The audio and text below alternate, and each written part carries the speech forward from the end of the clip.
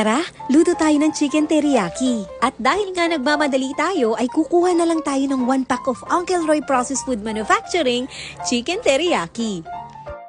Napakadali lang talagang lutuin ito, no? Para ka lang nagluluto ng tosino. Unang-una, pakuluan muna natin ito sa 1/4 cup of water.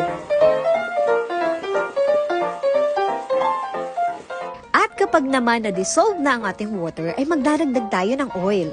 At hahaluin lang natin ito hanggang mag-golden brown. Nga pala, kailangan low fire yung ating apoy para hindi masunog yung teriyaki natin. At sa loob mismo ng packaging ng ating chicken teriyaki ay may kasamang 1 pack of chicken teriyaki sauce.